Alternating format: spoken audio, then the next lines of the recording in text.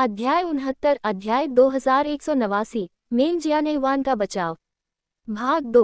आज का दिन अनंत दिव्य साम्राज्य के पिछले दिव्य शासक की मृत्यु कोहरे सम्राट के हाथ हुए कई साल पूरे होने को है।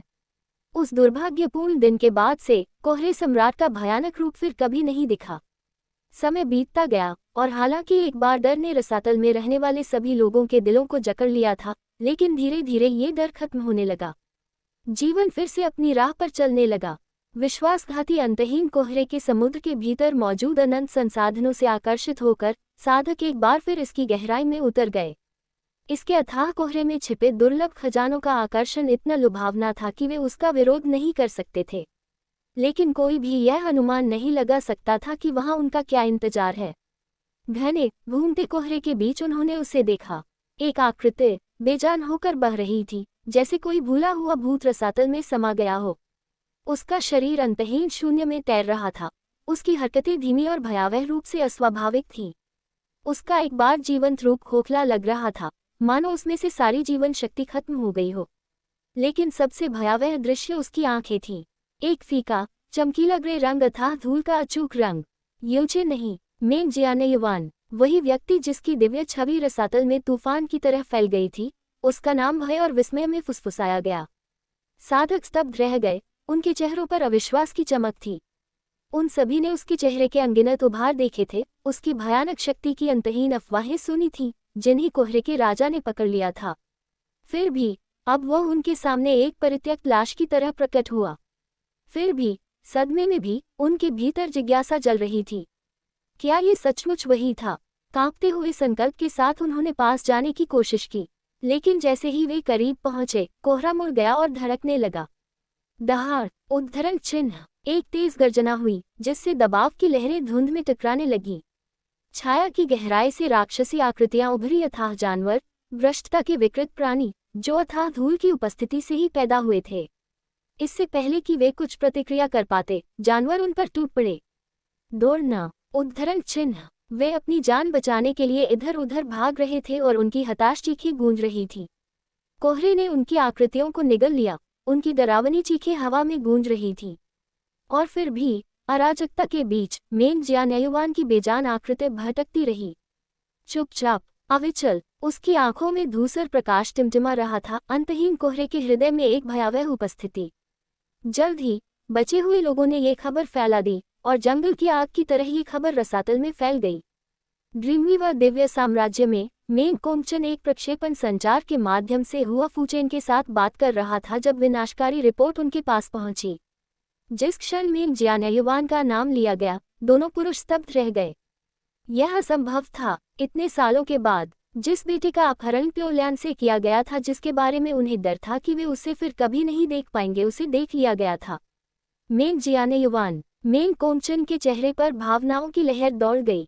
सदमा, उम्मीद, डर, लेकिन उसने ज्यादा देर तक हिचकिचाहट नहीं दिखाई।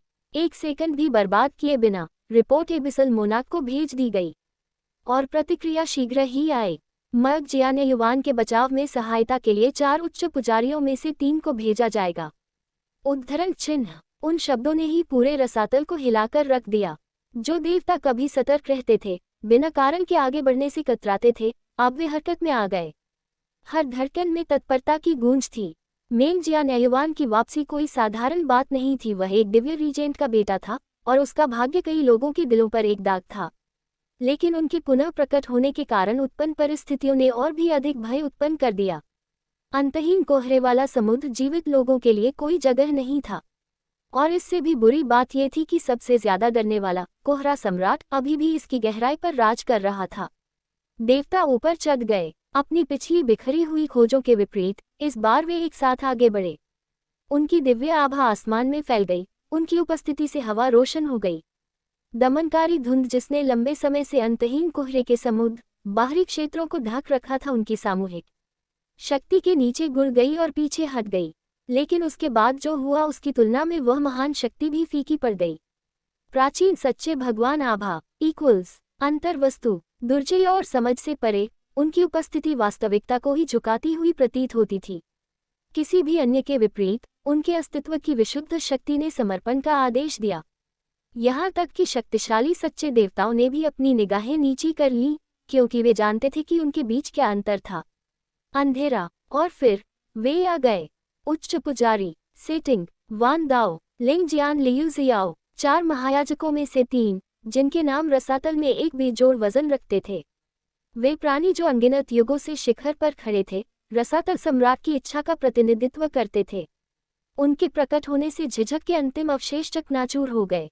अनुप्रयोग। फिर भी जब प्राचीन सच्चे देवताओं की भयावह आभा बाहर की ओर बढ़ी, तो दुनिया को ढकने वाली अथाह धूल को चीरते हुए उन्होंने कुछ भी नहीं देखा। युनची का कोई निशान नहीं था। इंतजार। तीनों में से सबसे शक्तिशाली उच्च पुजारी लियू शियाओ की आंखें सिकुड़ गईं। उस क्षण उसने अपनी ईश्वरीय शक्ति को इकट्ठा किया और उसे अपनी दिव्य इंद्रिय में डाल दिया और उसे बेजोड़ सटीकता के साथ आगे फेंक दिया। उनकी दिव्य इंद्रिय ने कोहरे को ब्लेड की तरह चीर दिया और अनंत कोहरे सागर की गहराई में लाखों मील तक पहुंच गई, जो कि अधिकांश देवताओं की समझ से परे थी। योजक चिन्ह। यद्यपि वह अपने भगवान के स्तर से बहुत दूर था, एक सर्वोच्च प्राचीन सच्चे भगवान के रूप में लियूजियो की शक्ति ऐसी चीज नहीं थी जिसे दुनिया हल्के में ले सकती थी। और तब घने कोहरे के बीच छिपी धूसर खाई में उसे एक क्षणभंगुर झलक दिखी। एक आंकड़ा। यह मेंग जियानेयुवान यूचे था।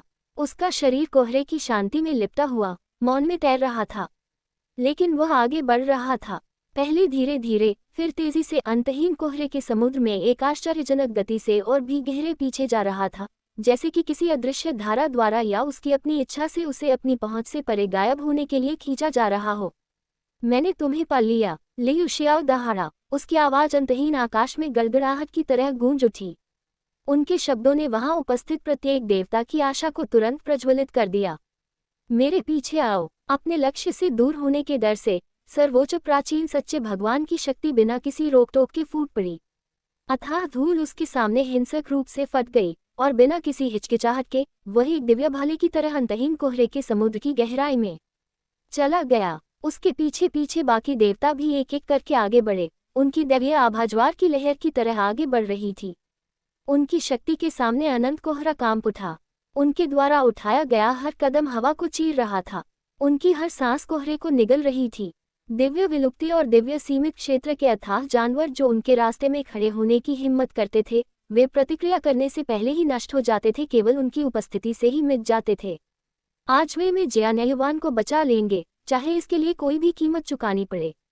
यह एक दिव्य कार्य था जिसे दुनिया ने पहले कभी नहीं देखा था। सभी दिव्य सीमित क्षेत्र के अभ्यासियों को अंतहीन कोहरे के समुद्र की सीमाओं के बाहर पहरा देने का आदेश दिया गया था। उन्हें हस्तक्षेप करने की अनुमति नहीं दी जाएगी। केवल सच्चे देवताओं और प्राचीन सच्चे देवताओं को ही युद्ध के मैदान में प्रवेश करने की अनुमति थी। और फिर भी एक भगवान गायब था। शेन यान में प्रकाशहीन दिव्य रीजेंट उनमें से नहीं थे। पान बुवान द्वारा किए गए विनाशकारी प्रहार से अभी भी घायल होने के कारण वह एकांत में रहीं तथा इस विशाल बचाव कार्य में शामिल होने में असमर्थ रहीं।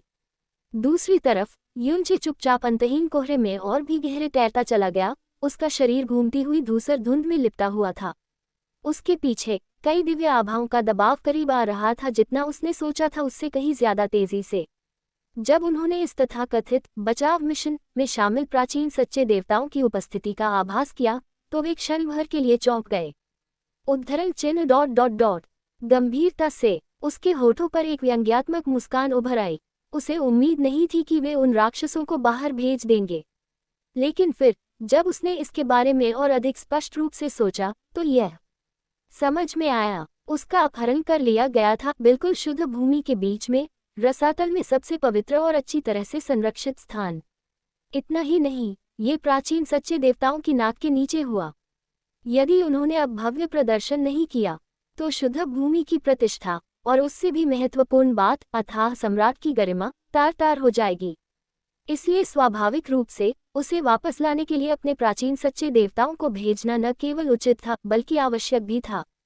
युनची के चेहरे पर एक हल्की सी मुस्कुराहट फैल गई। उसकी चमकती हुई ग्रे आंखें शांत मनोरंजन से चमक रही थीं। इससे यह और भी मजेदार हो जाएगा, वह बुदबुदाया। वह पहले ही अंतहीन कोहरे में काफी दूर तक जा चुका था। इस गहराई पर, यहाँ तक कि जो जानवर छिपे हुए थे, वे सभी दिव्य विलुप्ति क्षेत्र में थे। यदि वह अब भी भागता रहा, तो क्या इससे कोहरा सम्राट की गरिमा को ही हानि नहीं पहुंचेगी? इसके साथ ही युनचे रुक गया। उसका शरीर चुपचाप अपनी जगह पर तैर रहा था, एक बहती हुई छाया की तरह बेजान। उसके चारों ओर की अथाह धूल लुढ़कने लगी और इतनी मोटी और दमघोंटू हो गई कि दुनिया खुद ही पूरी तरह से कालेपन में डूबती हुई लग रही थी। बूम! जब 9 दिव्य आभाएं भारी बल के साथ नीचे उतरी तो एक बहरा कर देने वाली शॉकवेव रसातल को चीरती हुई चली गई। अंतरिक्ष में दरारें पड़ गईं और अंतहीन कोहरे की जमीन उनकी शक्ति के नीचे कांप उठी। जैसे ही अग्रणी व्यक्ति ने अपना हाथ उठाकर अन्य को रुकने का संकेत दिया, 9 देवता अचानक रुक गए। मर्ग जियाने युवान बस आगे ही है। अथाह कोहरे के सबसे घने हिस्से में उच्च पुजारी लियू शियाओ ने घोषणा की। उनकी आवाज निश्चितता से भारी थी। युआन ए मेंग कोमचान की आवाज कांप उठी। जैसे ही वह सहज रूप से आगे बढ़ा, उसकी पितृत्व प्रवृत्ति भड़क उठी। लेकिन इससे पहले कि वह आगे बढ़ पाता, हुआ फूचेन ने आगे बढ़कर उसे रोक लिया और चुपचाप अपना सिर हिलाया। यह उनका मिशन नहीं था, इस बार नहीं, ये प्राचीन सच्चे देवताओं का मिशन था। बगल से डयान जुईजी का शरीर क्रोध से भर गया, जबकि उसकी आंखें सामने फैले अभेद्य कोहरे पर टिकी थी।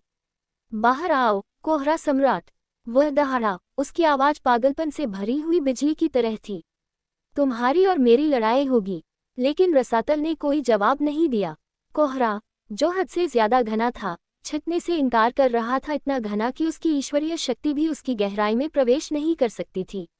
शांत हो जाओ, लड़के, उच्च पुजारी लियू शियाओ ने शांति से कहा, लेकिन उसकी आवाज में एक वजन था जिसने गर्जन वाले शून्य को शांत कर दिया। जिस क्षण उसके शब्द निकले, उसकी दिव्य शक्ति उमड़ पड़ी, एक गरजती हुई लहर के रूप में जो घने अथाह धूल को चीरती हुई बाहर निकली, जैसे कोई देवता धुएं को चीरता हुआ हाथ चला रहा हो। एक पल में ढकी हुई दुनिया लगभग 10 लाख मील तक फट गई, जिससे नीचे की धूसर खाई उजागर हो गई। और फिर लियू शियाओ के पीछे 6 चमकदार दुनियाएं जीवन में गर्जना करने लगी, धीरे धीरे आकाश में दिव्य टाइटन्स की तरह घूमने लगी। प्रत्येक दुनिया अपनी चमक से जगमगा उठी और काले शून्य को प्रकाश से भर दिया। उन्होंने जो आभा छोड़ी वह सिर्फ दिव्य नहीं थी, यह आदिम, प्राचीन और असीम थी। यद्यपि वे अनंत कोहरे के सागर में लाखों मील की दूरी तय कर चुके थे, फिर भी एक प्राचीन सच्चे ईश्वर की शक्ति अभी भी एक अगम्य शिखर की तरह सबके ऊपर खड़ी थी। दिव्य साम्राज्यों के कई देवताओं के लिए ये पहली बार था जब उन्होंने किसी उच्च पुजारी को अपनी पूरी शक्ति का प्रदर्शन कर देखा था। और ये दृश्य उन्हें अवाक कर गया। उनकी आंखें लियू शियाओ के पीछे स्थित 6 विशाल दुनियाओं पर टिक गईं और उनके दिल कांप उठे। प्रत्येक दुनिया एक जबरदस्त शक्ति का विकिरण करती थी। ऐसा नहीं कि वे उसकी ताकत के स्रोत थे, बल्कि ऐसा लगता था कि उसकी दिव्य शक्ति उनसे पैदा हुई थी। प्रत्येक दुनिया एक अलग तत्व, एक अलग कानून, ब्रह्मांड के एक अलग सत्य का प्रतिनिधित्व करती थी। और फिर अजीब चीजें घटित होने लगीं। कुछ देवताओं को अपने अतीत की क्षणभंगुर छवियां दिखाई दी, जो धुंधली यादों की तरह सामने आ रही थी। दूसरों ने अपना वर्तमान स्वरूप देखा, जो नंगा था, गर्व और भ्रम से रहित था। कुछ लोगों को भविष्य की धुंधली झलक दिखी, जो सदैव बदलता और अनिश्चित था। कुछ लोगों को ऐसा लगा जैसे वह स्वर्गीय तल है, जहां प्राचीन सत्य दूर से फुसफुसा रहे थे। और अन्य लोगों ने धीमे स्वर में बुद्ध का दिव्य मंत्र सुना, जो उनकी आत्माओं में गूंज रहा था। कुछ क्षण के लिए वहां मौजूद हर देवता स्थिर खड़ा रहा, विस्मय, श्रद्धा और आतंक के बीच फंसा हुआ। इसे घूर कर मत देखो, तुम इसके अंदर खुद को खो दोगे, उच्च पुजारी वान दाओ ने गंभीर स्वर में चेतावनी दी। उसके शब्दों ने सभी को चौंका दिया। देवता, जो अनजाने में लियू शियाओ के पीछे स्थित 6 दीप्तिमान दुनियाओं को देख रहे थे, ने घबराकर तुरंत दूसरी ओर देखा और पाया कि उनकी पीठ से ठंडा पसीना बह रहा था और उनके आश्चर्य का ठिकाना न रहा। उनकी आंखों के कोनों से खून की धार बह रही थी। उन्होंने एक दूसरे को चौंक कर देखा, उनकी आंखों में भय झलक रहा था। उन्हें तो पता भी नहीं चला, लेकिन उनका खून बह रहा था। आप भाग्यशाली हैं कि यह और आगे नहीं बढ़ा, उच्च पुजारी लिंग जियान ने शांत लेकिन दृढ़ स्वर में कहा। हम प्राचीन सच्चे देवता उन दुनियाओं से शक्ति प्राप्त करते हैं जिन्हें हमने संघनित किया है, हमारे अपने ईश्वरीय सार से पैदा हुई दुनियाएं। जैसे जैसे ये दुनियाएं विकसित होती हैं और पूर्ण होती जाती हैं, वे अब हमसे सिर्फ शक्ति नहीं लेती, वे बदले में शक्ति देती हैं। उसने लियू शियाओ के पीछे अभी भी घूम रहे संसार की ओर देखा। प्रत्येक दुनिया हमारे मार्ग, हमारी सच्चाई, हमारी इच्छाओं का प्रतिनिधित्व करती है। बिना अनुमति या तैयारी के सीधे उनमें देखना आपकी आत्मा को डुबो सकता है। सावधान रहें। सभी देवताओं ने चुपचाप सिर हिलाकर समझ लिया। उनके दिलों में अभी भी डर बना हुआ था। उन्होंने जल्दी से अपना ध्यान उस विशाल क्षेत्र पर केंद्रित कर लिया जिसे महायाजक लियू शियाओ ने अपनी जबरदस्त दिव्य शक्ति से साफ कर दिया था। अब उनके भाव गंभीर और गंभीर थे। घना कोहरा छटते ही युनचे की आकृति दिखाई दी, धूसर खाई में तैरती हुई। उसका शरीर बेजान लग रहा था, मानो कोई कठपुतली चुपचाप लटकी हो। फिर भी जिस चीज ने उनके दिलों को सबसे ज्यादा जकड़ा वह थी आंखें। एक जोड़ी बूढ़ी धूसर आंखें, विशाल और निराकार, जो उसके ऊपर आसमान में लटकी हुई थी, उन सभी को अथाह उदासीनता से घूर रही थी। और उन आंखों के पीछे लाखों की संख्या में अथाह जानवर उभरे। जहां तक दिव्य भावना पहुंच सकती थी वहां तक फैल गए। दिव्य विलुप्ति क्षेत्र से लेकर दिव्य सीमित क्षेत्र तक उन्होंने रसातल को एक जीवित ज्वार की तरह भर दिया। यहाँ तक कि उनमें भी भयावह उपस्थिति थी। चरम अवस्था वाले दिव्य सीमित क्षेत्र के जानवर, उनकी आभा दम घोंटने वाली और भारी थी। गर्जना, अथाह प्राणियों की सामूहिक दहाड़ ने संपूर्ण अनंत कोहरे सागर को हिलाकर रख दिया, मानो स्वयं अथाह सागर भी क्रोध में जाग उठा हो। युआन र मेंग कोमचन चिल्लाया, अपनी आंखों से खून पोंछते हुए। उसकी आवाज कौप रही थी। जिस दिन से उसे उठाया गया था उसके बाद पहली बार उसकी नज़र अपने बेटे पर टिकी थी। वह आगे बढ़ना चाहता था, लेकिन ऐसा लग रहा था कि उच्च पुजारियों ने पहले ही इसका अनुमान लगा लिया, अपनी जबरदस्त आभा से उसे अपनी जगह पर बंद कर लिया था। युचे हुआ फूचे ने उसी समय पुकारा। उसकी आवाज अविश्वास और भावना से भरी हुई थी, क्योंकि वह उनके सामने तैरती हुई आकृति को देख रहा था, अंधेरे, जानवरों और मौत से घिरा हुआ। मालिक, सभी उपस्थित देवताओं में से केवल पानबुवान ही दूसरों से अलग विचार रख रहा था। उसकी नज़र युनचे पर नहीं थी, वह ऊपर तैरती हुई प्राचीन आंखों पर टिकी थी, जो तीक्ष्ण और गन्नाशील थीं। ऐसे कई प्रश्न थे जो वह अपने मालिक से निजी तौर पर पूछना चाहता था, लेकिन अभी समय नहीं था। उसके स्वामी ने पूर्वसीम दिव्य शासक को मार डाला था, इसलिए इसमें कोई संदेह नहीं था उसका स्वामी भी एक देवता था। लेकिन क्या वह प्राचीन सच्चे देवताओं के खिलाफ खड़ा हो सकता है? ये बात तो उसे आज पता चल जाएगी। अचानक आसमान में बूढ़ी आंखें चमक उठीं। उनके नीचे एक मुंह बना, जिसकी आवाज शून्य में गड़गड़ाहट की तरह गूंज रही थी। मेरे क्षेत्र में आपका स्वागत है। साथ ही देवताओं। शब्द शांत थे, फिर भी उनका भार आत्मा पर पहाड़ों की तरह दबाव डाल रहा था। अब कोई संदेह नहीं था, वह एक भगवान थे। हमें लड़का वापस दे दो। महायाजक लियू शियाओ आगे बढ़े। उनकी आवाज स्थिर और अटल थी। उनकी आंखों में कोई डर नहीं था, क्योंकि वे रसातल में घूर रहे थे, उन प्राचीन आंखों में जो उन्हें घूर रही थी। मुझे ये शरीर पसंद आ गया है। प्राचीन आंखें फिर से बोलीं, और जैसे ही आवाज रसातल में गड़गड़ाहट करती हुई गुजरी, उसका रूप धीरे धीरे नीचे उतरा, युनचे में विलीन हो गया। उस क्षण युनचे की सुप्त आभा फूट पड़ी। जो कभी दिव्य मास्टर क्षेत्र था, वह बेतहाशा ऊपर उठा, सीमाओं को तोड़ता हुआ, और लगातार ऊपर उठता रहा जब तक कि उसका शरीर एक शीर्ष दिव्य सीमित क्षेत्र विशेषज्ञ की भयानक शक्ति से चमक नहीं उठा। तो नहीं, आवाज फिर गूंजी, इस बार आसमान से नहीं, बल्कि खुद युनचे से। उसकी निर्जीव आंखें धीरे धीरे खुली और उनके भीतर से एक घूमता हुआ धूसर अथाह प्रकाश प्रस्फुटित हुआ, विशाल और आत्मा को झकझोर देने वाला। कोहरा सम्राट ने युचे को अपने वश में कर लिया था। लियू शियाओ चुप रहा, हालांकि उसके चेहरे पर कोई आश्चर्य नहीं था। उन्हें पहले से ही इसका संदेह था। प्राचीन सच्चे देवताओं ने लंबे समय से यह अनुमान लगाया था कि क्यों कोहरे सम्राट ने शुद्ध भूमि पर आक्रमण करने और उनकी आंखों के सामने से युनचे का अपहरण करने के लिए सब कुछ जोखिम में डाल दिया था। ये सब तब शुरू हुआ जब शुद्ध भूमि बैठक के दौरान युनचे की राक्षसी प्रतिभाएं सामने आईं। फिर एबिसल नाइट कमांडर बेवजह एक एबिसल भूत में बदल गया। इसका केवल एक ही मतलब हो सकता है।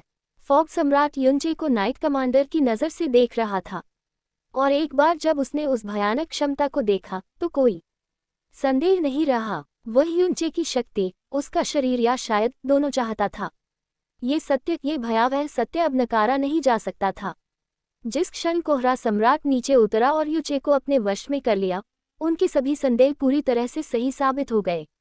उनके सामने पड़ा शव अब सिर्फ मेंग जियानेयुआन का नहीं था, अब ये कहीं अधिक प्राचीन और कहीं अधिक खतरनाक वस्तु का जहाज बन चुका था।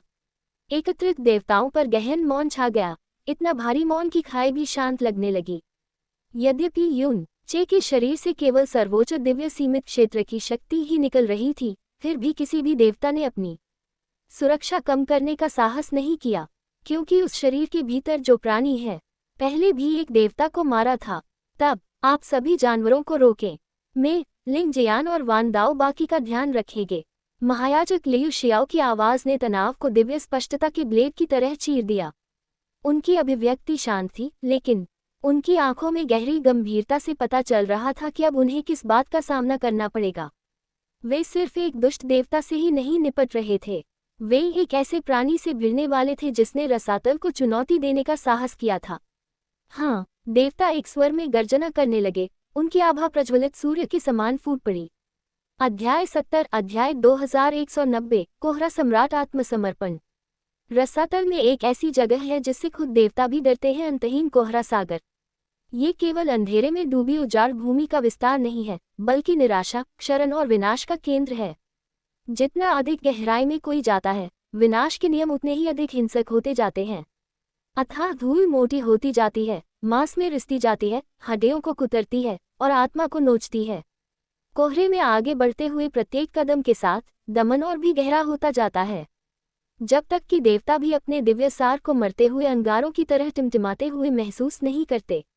ज्यादातर लोग मानते हैं कि सिर्फ अथाह धूल ही उनकी शक्ति को दबाती है, लेकिन ज्यादा जानकारी रखने वाले लोग देवता, और खासतौर पर प्राचीन सच्चे देवता बेहतर जानते हैं। वे अपने पैरों के नीचे छिपी सच्चाई को समझते हैं। रसातल की जमीन मिट्टी या पत्थर नहीं है, बल्कि शुद्ध विनाश है जो अस्तित्व में आया है। इस भूमि को बनाने वाले नियम प्राचीन, अटल और निरपेक्ष हैं। जितना आगे बढ़ा जाए, धरती उतनी ही काली होती जाती है, विनाश की सबसे गहरी सच्चाइयों से बना एक शून्य। ये सिर्फ ऊपर से ही नहीं, बल्कि नीचे से भी दबाता है। अब भी, हालांकि उच्च पुजारी लियू शियाओ ने अपनी आंतरिक दुनिया की शक्ति का उपयोग करके अथाह धूल को अलग कर दिया था और एक अस्थायी आश्रय का निर्माण किया था, फिर भी भूमि का भार उन सभी पर भारी था। फिर भी 6 सच्चे देवताओं और 3 प्राचीन सच्चे देवताओं के होते हुए उन्हें डरने का क्या कारण है? बूम! ईश्वरीय आभा आकाश में गड़गड़ाहट की तरह फैल गई, जिससे आकाश हिल गया, क्योंकि दिव्य आकृतियां एक साथ उतरी। उनके नीचे की दुनिया, हालांकि दम घोंटने वाली अथाह धूल से साफ हो गई थी, फिर भी अंतहीन कोहरे के समुद्र का गहरा दबाव था। हवा कांप उठी, विनाश के संक्षारक नियमों से काली और फटी हुई भूमि एक भयावह ऊर्जा से स्पंदित हो गई। महायाजक लियू शियाओ ने अपनी शक्तिशाली दिव्य शक्ति से धूल को पीछे धकेल दिया था। युद्ध का मैदान अस्वाभाविक रूप से शांत हो गया था, भयावह रूप से स्पष्ट, फिर भी सुरक्षित से बहुत दूर। ये वह स्थान था जो धुंध से रहित था, लेकिन तनाव से भरा हुआ था, जहां अब देवता आगे बढ़े। उनका लक्ष्य हर कोने से छाया की तरह उमड़ते हुए अथाह जानवरों का झुंड प्रकाश को पुनः प्राप्त करने की कोशिश कर रहा था।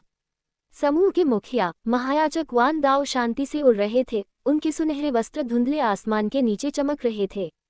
क्षितिज पर बावजूद उनके चेहरे पर एक शांत मुस्कान थी, मानो रसातल भी उनके दिल को नहीं हिला पा रहा हो।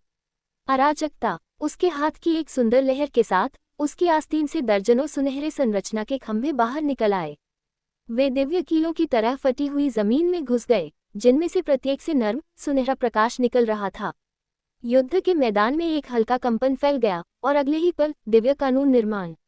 वान दाओ की आवाज अंतहीन युद्ध के मैदान में घंटी की तरह गूंज उठी, जो पवित्र अधिकार से गूंज रही थी।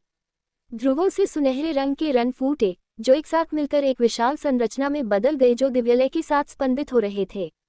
जमीन से रोशनी उठी धूल को दूर करने के लिए नहीं, बल्कि मैदान में सामंजस्य स्थापित करने, भ्रष्टाचार को दबाने और युद्ध के मैदान के नियमों को ईश्वर की इच्छा से बांधने के लिए। एक चमकदार दिव्य प्रकाश बाहर की ओर फूट पड़ा, जो सोने के एक शानदार विस्फोट के रूप में युद्ध के मैदान में फैल गया। ये ज्वार की लहर की तरह उछला, आसमान को अपने में समाहित कर लिया और फिर अधिकार के साथ भूमि पर उतरा। दिव्य चमक का एक विशाल गुंबद बना। एक ही सांस में दूषित भूमि और अथाह धूल के सभी निशान सुनहरे छत्र के नीचे बंद हो गए। गुंबद के भीतर ऐसा लग रहा था मानो अंतहीन कोहरे के सागर का दम घोंटने वाला दबाव पीछे हट गया हो। ये भगवान वान दाओ की शक्ति है, देवताओं में से एक ने विस्मय से कहा। चारों ओर दिव्य आकृतियां आश्चर्य में हिल रही थीं, क्योंकि उनके शरीर, जो कुछ क्षण पहले भारी और दबे हुए थे, अचानक हल्के, मुक्त महसूस कर रहे थे। ऐसा लग रहा था मानो वे अंतहीन कोहरे के समुद्र के सबसे बाहरी किनारे पर वापस आ गए हों, जहां विनाश के नियम का कोई प्रभाव नहीं था। रसातल का दम घोंटने वाला दबाव, उसके भ्रष्ट कानूनों का कुचलने वाला भार, यह सब उस दिव्य गुंबद के कारण कमजोर हो गया था जिसने अब युद्ध के मैदान को ढाक लिया था। इसके साथ ये जानवर कुछ भी नहीं है, हुआ फूचेन चिल्लाया, उसकी आवाज में नया जोश भर आया। अगले ही पल उसकी दिव्य आभा एक प्रचंड लहर की तरह बाहर की ओर फूट पड़ी, जिससे उसके चारों ओर हवा में एक विशाल तलवार की संरचना बन गई। हजारों हजारों ब्लेड चमकते हुए दिखाई दिए, ठंडे स्टील के नहीं बल्कि शुद्ध दिव्य इच्छा के, जो हुआ किंग यांग द्वारा कभी प्रदर्शित की गई किसी भी चीज से कहीं ज्यादा शक्ति से गूंज रहे थे। एक दिल की धड़कन के बाद ये संरचना लुप्त हो गई। वास्तविकता विकृत, अंतरिक्ष विकृत। फुते एक पल में ही हजारों तलवारें फिर से प्रकट हो गईं, जो पहले से ही अथाह जानवरों के बीच से अपना रास्ता बना चुकी थीं। राक्षसों के पास प्रतिक्रिया करने का समय नहीं था, भागने के लिए कोई जगह नहीं थी। वे बस कटे हुए थे। उनकी दहाड़ें खामोशी में समा गईं। उनके शरीर टुकड़े टुकड़े होकर गिर पड़े, उनका सार उस संरचना की दिव्य चमक में विलीन हो गया। और हुआ फूचेन सुनहरी रोशनी के बीच दृढ़ खड़ा था। उसकी आंखें दृढ़ संकल्प से तेज थीं।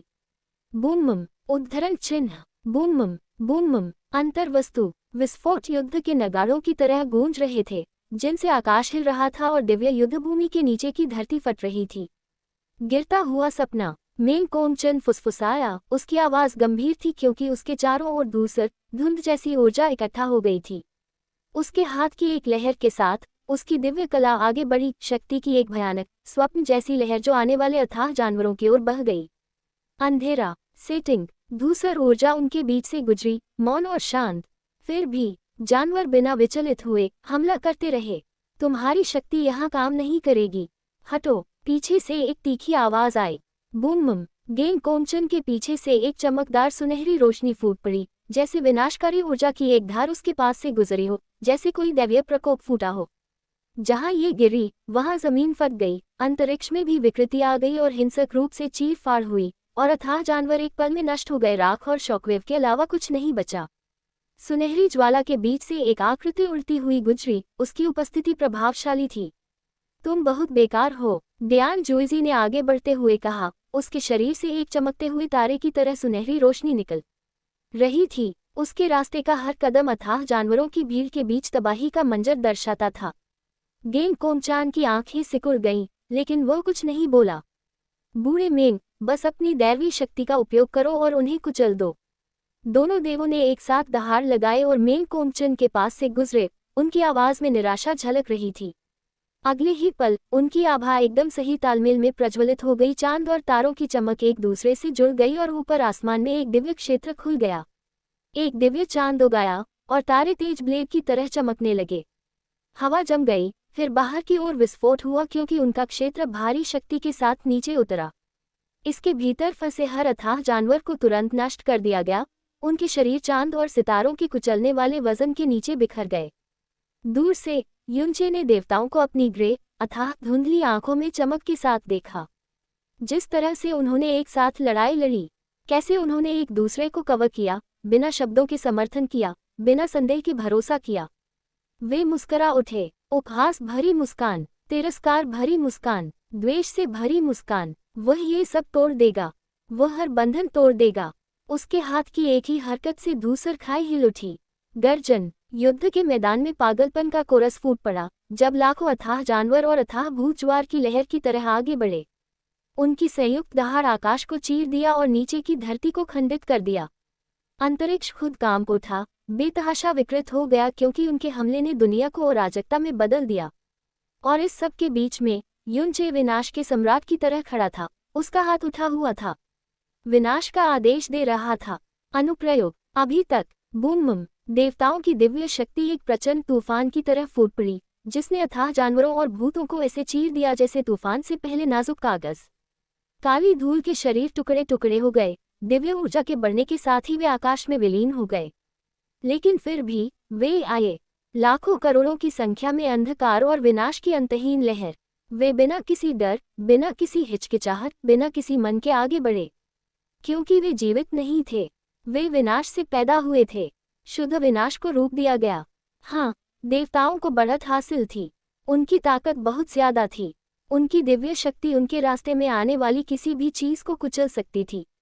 और हाँ, उच्च पुजारी वानदाओं के गठन के साथ उनके क्षेत्र को मजबूती मिली, यहाँ तक कि अंतहीन कोहरे का दमन भी प्रबंधनीय था। लेकिन लहर के पीछे खड़ा आदमी कोहरा सम्राट युनचे, वह निष्पक्ष खेलने वाला व्यक्ति नहीं था। उसने अभी तक अपना हाथ नहीं दिखाया था। बूम! दियान जियोजी एक धधकते धूमकेतु की तरह आगे बढ़ा, उसके हर रोग से दिव्य प्रकाश बह रहा था। वान दाओ के गठन की सुनहरी चमक के तहत उसके शरीर पर वजन कम हो गया, जिससे उसकी शक्ति स्वतंत्र रूप से जलने लगी। दूर से तीनों प्राचीन सच्चे देवता युद्ध के मैदान को चुपचाप देख रहे थे। उनकी दिव्य इंद्रियां हर गतिविधि, आभा में हर बदलाव पर नजर गड़ाए हुए थी तथा सभी संभावित परिणामों की गणना कर रही थी। लियू शियाओ पहले से ही अपनी शक्ति को उसकी चरम सीमा तक ले जा रहा था। लगभग 10 लाख मील के भ्रष्ट इलाके में अथाह धूल के बलपूर्वक निष्कासन को बनाए रखते हुए उसके पीछे उसकी 6 आंतरिक दुनियाएं चुपचाप धधक रही थीं, युद्ध के मैदान को स्पष्टता से लंगर डाल रही थी। वान दाओ ने पहले ही अपनी शक्तिशाली संरचना बना ली थी, देवताओं का समर्थन कर रहा था और इस भ्रष्ट क्षेत्र में उनकी शक्ति को बढ़ा रहा था। केवल लिंग जियान ही स्थिर रही, उसकी आंखें आधी बंद थीं, जैसे कि वह गहरे विचारों में डूबी हुई हो। फिर भी उसकी दिव्य भावना उससे कहीं आगे तक पहुंच गई थी, जिसे अधिकांश लोग समझ नहीं सकते थे। उसने अभी तक कोई कदम नहीं उठाया था, अभी तक नहीं, क्योंकि अगला कदम, सबसे महत्वपूर्ण, उसे ही उठाना था। अगर प्राचीन सच्चे देवता वास्तव में इस युद्ध को जल्दी खत्म करना चाहते, तो वे ऐसा बहुत पहले ही कर सकते थे। एक हाथ की लहर, शक्ति की एक सांस, और यह युद्ध क्षेत्र राख में बदल जाता। लेकिन समस्या बिजली की नहीं थी। उनके सामने असली बाधा मेंग जियानेयुआन थी। वह अब यहाँ खुद के रूप में खड़ा नहीं था। उसका शरीर अब कोहरे सम्राट का जहाज था, और फिर भी वह अभी भी जीवित था, अभी भी कहीं अंदर। इससे पहले कि वे कभी अंतहीन कोहरे के समुद्र में कदम रखते, उनके भगवान ने पहले ही एक एकल पूर्ण आदेश दिया था, मेंग जियानेयुआन को वापस लाओ। जीवित शब्द तो बहुत सरल थे, लेकिन क्रियान्वयन कुछ और ही था। ये कहना आसान था, इन परिस्थितियों में ऐसा करना, जबकि फॉग मोनाक जैसे दुश्मन ने उसी को अपने कब्जे में कर लिया है जिसे बचाने के लिए वे आए थे। यह एक छिपे हुए दुस्वप्न जैसा था। यदि यह जानवरों और दूषित ऊर्जा का ये प्रदर्शन कोहरा सम्राट की पूरी ताकत थी, तो उसे मारना धूल को दूर भगाने जैसा होगा। लेकिन समस्या तो यही थी, वे जानते थे कि ऐसा नहीं है, और इसलिए उनकी आंखें भय से सिकुड़ी नहीं थीं, बल्कि गहरी, धैर्यपूर्ण सावधानी से सिकुड़ी हुई थी। बूम! गर्जना, गर्जना! अथाह गहराई में रहने वाले जानवरों की बढ़ती हुई लहरों के बीच 50 से ज्यादा जानवर मध्यचरण के दिव्य सीमित क्षेत्र की भयानक शक्ति के साथ दहाड़ रहे थे। एक ऐसी शक्ति जो रसातल में कहीं भी पूरे क्षेत्र को अराजकता और निराशा में डुबाने के लिए पर्याप्त होगी। उनकी चीखों ने आसमान को झकझोर दिया, उनके विशाल शरीर ने धरती को हिला दिया। उनमें से हर एक अपने आप में एक आपदा थी। फिर भी यहाँ देवताओं के एकीकृत ध्वज के नीचे कोई भय नहीं था। दिव्य विनाश, उद्धरण चिन्ह, स्वर्ग के क्रोध की तरह सुनहरा प्रकाश फूट पड़ा। शुद्ध दिव्य शक्ति से बना एक विशाल ताड़ का पेड़ स्वर्ग से न्याय की तरह गिरने से पहले आसमान में उछला। बूम! इस टक्कर से नीचे की जमीन फट गई और उछल गई, जिससे जानवरों के शरीर धूल में बिखर गए, उनकी भ्रष्ट आत्माएं फट गईं और क्षण भर में नष्ट हो गईं। दियान जियोजी एक युद्ध देवता की तरह आकाश में मंडरा रहा था। उसकी आंखों में सुनहरी चमक जल रही थी। क्या आपके पास बस इतना ही है, कोहरा सम्राट? वह दहाड़ा। युद्ध के मैदान में विद्रोह की गूंज सुनाई दी। उसके चारों ओर शेष देवता पुनः एकत्रित हो गए। लाखों अथाह जानवर और अथाह भूत प्रेत सेना गायब हो गई। विनाश की पूरी लहर 10 मिनट से भी कम समय में टूट गई। ये देवताओं की शक्ति थी। ये ईश्वर का क्रोध था। हे, हा। अचानक युनची के शरीर से एक ठंडी, प्राचीन हंसी गूंजी। उसकी ग्रे आंखें उसके सामने देवताओं को देख रही थीं, एक पागलपन के साथ चमक रही थी जिसने आत्मा को ठंडा कर दिया। हा। हंसी और तेज, जंगली और अनियंत्रित हो गई, जैसे कोई पागल आदमी अराजकता में आनंद ले रहा हो। अच्छा, बहुत अच्छा। कोहरे के राजा की आवाज में गहरी उत्तेजना भरी गर्जना सुनाई दी, जैसा कि देवताओं से उम्मीद की जाती है। आपकी शक्ति वाकई आश्चर्यजनक है। धूसर रोशनी की चमक में उसकी आकृति गायब हो गई, केवल एकत्रित देवताओं से कुछ मील की दूरी पर फिर से प्रकट होने के लिए। उनके लिए यह मात्र एक सांस की दूरी थी। फिर भी इस क्षण में ये बहुत करीब लग रहा था। दरार, अंतरिक्ष के टूटने की ध्वनि गूंजी जब 3 आकृतियां टूटे हुए शून्य से आगे बढ़ीं, और वे कोई और नहीं बल्कि उच्च पुजारी थे, लिंग जियान, वान दाओ और लियू जियो। युद्ध के मैदान में घुटन भरी खामोशी छा गई। सत्ता के बोझ तले धूसर दुनिया कांप उठी। हवा में तनाव तलवारों की तरह फैल गया। सभी की निगाहें कोहरे सम्राट युनचे पर टिकी थीं। तभी अचानक वह हिल गया, दोनों भुजाएं ऊपर उठाकर तथा घुटने थोड़े मोड़कर। उद्धरण चिन्ह प्रश्नवाचक चिन्ह प्रश्नवाचक चिन्ह प्रश्नवाचक चिन्ह प्रश्नवाचक चिन्ह प्रश्नवाचक चिन्ह प्रश्नवाचक चिन्ह प्रश्नवाचक चिन्ह उद्धरण चिन्ह। देवता घबरा गए, उनकी आभा में जान आ गई, अवरोध सहज रूप से बढ़ गए। कोई भी इस अजीब रुख का उद्देश्य नहीं समझ पाया। क्या वह हमला करने की तैयारी कर रहा था? तब टकराना, अथाह भूमि पर घुटनों के टकराने की ध्वनि उजाड़ मैदान में बिजली की गड़गड़ाहट की तरह गूंज रही थी। हर कोई स्तब्ध रह गया। युनचे नहीं, वह प्राणी जिसे फॉग सम्राट के नाम से जाना जाता है ने धीरे से अपना सिर उठाया। उसकी भूरी आंखें चमक उठीं, क्रोध से नहीं बल्कि दुख से, हताशा से। वरिष्ठों, बूढ़ी आवाज कांप उठी, मुझे माफ कर दो, मुझे सच में माफ कर दो, मैं आत्मसमर्पण करता हूँ। आवाज फट गई, प्राचीन, असीम, फिर भी पीड़ा और निराशा से भरा हुआ। कोहरा सम्राट भीख मांग रहा था। देवता स्तब्ध रह गए। महायाजकों ने अपनी आंखें सिकोड़ लीं। उनमें से किसी ने भी इसकी उम्मीद नहीं की थी। मुझे नहीं लगता था कि तुम सब इतनी आसानी से मेरी पूरी सेना को मार डालोगे। मैं गलत था सीनियर, मुझे बहुत खेद है, कृपया मुझे छोड़ दो। फॉग सम्राट ने विनती की। उसका रूप पूर्ण समर्पण का था। वह भीख मांगते समय भावना और निराशा से भरा हुआ था। ये सब देख रहे देवता आश्चर्य में भौं सिकोड़ने से खुद को नहीं रोक पाए। क्या ये सचमुच हो रहा था? यहाँ तक कि युद्ध अनुभवी देवता जिन्होंने अनगिनत युद्ध लड़े थे, उन्होंने भी कभी इतनी बेतुकी, इतनी अत्यंत विचित्र चीज नहीं देखी थी। तीनों प्राचीन सच्चे देवताओं ने एक दूसरे की ओर देखा और बिना कुछ कहे उच्च पुजारी लिंगजियान ने अपना हाथ उठा लिया। बूम! उग्र वर्मिलियन बर्ग की लपटें फूट पड़ी, युद्ध के मैदान में उड़ती हुई सीधे युनचे के शरीर पर जा गिरी। दिव्य अग्नि हिंसक रूप से भड़क उठी, जिसने उसे ईश्वरीय गर्मी की धार में डुबो दिया। आह! एक आवाज जो न केवल प्राचीन थी, बल्कि पीड़ा से भरी और टूटी हुई थी, रसातल में गरज रही थी। आहे! मैं समर्पण करता हूँ, मैं समर्पण करता हूँ। आह! चीखें लगातार गूंजती रहीं। युआन एट गेंग कोमचन की पीड़ा भरी आवाज हवा में गूंज उठी। उसका शरीर कांप रहा था क्योंकि वह एक कदम आगे बढ़ा रहा था। उसका दिल दर्द से कराह रहा था, अपने ही बेटे के शरीर को दिव्य अग्नि द्वारा भस्म होते हुए देख रहा था। छोड़ो कोमचन! हुआ फूचेन ने उसका कंधा पकड़ लिया और पूरी ताकत से उसे रोक लिया। उच्च पुजारी जानते हैं कि वे क्या कर रहे हैं। अगर झूठ का एक भी अंश है तो हम जोखिम नहीं उठा सकते। फिर भी आग की लपटों के बावजूद, उस जलन भरे दर्द के बावजूद जो देवताओं को भी चीर सकता था, युनचे नहीं, कोहरा सम्राट ने प्रतिरोध करने के लिए कुछ नहीं किया। कोई प्रतिशोध नहीं, कोई बचाव नहीं, खुद को बचाने के लिए थोड़ी भी ऊर्जा नहीं। वह बस चलता रहा और रोता रहा और आत्मसमर्पण करना जारी रखा। जैसा कि उन्होंने कहा था, हो सकता है कि वह सचमुच हार मान रहे हों। मैं हार मानता हूँ सीनियर्स, मैं गलत था। आह! कोहरा सम्राट की आवाज युनचे के मुंह से निकली। उसका शरीर असहाय होकर जलती हुई अथाह जमीन पर लुढ़क रहा था और आग की लपटें उसे घेर रही थीं। उच्च पुजारी लियू शियाओ की आवाज अराजकता को चीरती हुई दिव्य गड़गड़ाहट की तरह थी, स्थिर और निरपेक्ष।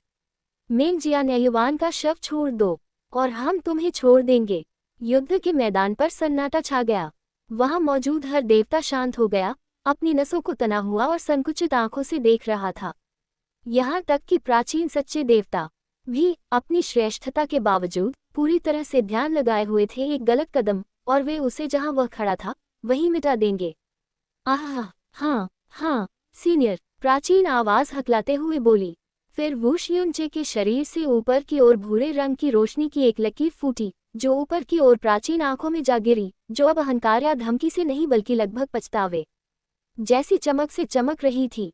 उद्धरण चिन्ह, उद्धरण चिन्ह। अपनी कलाई के एक हल्के झटके से उच्च पुजारी लिंगजियान ने अपनी सिंदूरी लौ को बुझा दिया। आग एक पल में गायब हो गई, जिससे युनचे का शरीर सुलगने लगा। उसका शरीर बुरी तरह जल गया। राख की धुंध के नीचे झुलसी हुई त्वचा हल्की हल्की चटक रही थी। कोहरा सम्राट के कब्जे के बिना युनचे की शक्ति गिर गई। उसके शीर्ष दिव्य सीमित क्षेत्र की भारी आभा एक ढहते हुए पहाड़ की तरह ढह गई, तेजी से गिरती हुई, जब तक कि वो दिव्य मास्टर क्षेत्र स्तर 6 पर स्थिर नहीं हो गई। उसी क्षण प्रकाश की एक और चमक कोमल और सुनहरी उसके चारों ओर फैल गई। स्वश! युनचे का लंगड़ा शरीर जलती हुई जमीन से गायब हो गया और देवताओं के सामने फिर से प्रकट हुआ, उनके सामने चुपचाप मदराता हुआ। उसकी सांस उथली थी, उसकी चेतना धुंधली थी, लेकिन उसका चेहरा फिर से उसका अपना था। और गेंग कोंगचान, जिसने पूरी बातचीत के दौरान पलकें झपकाने की हिम्मत नहीं की थी, ने अंततः एक सांस ली, जिसके बारे में उसे पता भी नहीं था कि वह उसे रोके हुए था। युआन र मेंग कोंगचन चिल्लाया और आगे बढ़कर अपने बेटे को अपनी बाहों में भर लिया। बिना किसी हिचकिचाहट के उसने अपनी ईश्वरीय शक्ति को युनचे के शरीर में प्रवाहित किया, उसे स्थिर करने, उसके घावों को भरने, उस बच्चे के घायल रूप में जीवन वापस लाने की पूरी कोशिश की जिसे उसने एक बार पहले खो दिया था।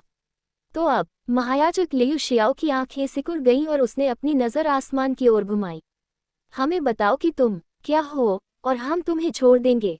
हाँ हाँ, मैं। आसमान में लटकता हुआ विशाल चेहरा, जो कभी दयनीय और दुख से भरा हुआ था, अचानक मुड़ गया। याचना करती हुई आंखें सिकुड़ गईं, मुंह एक चौड़ी दुष्ट मुस्कान में फैल गया। उसकी आंखों में एक काली चमक चमक उठी।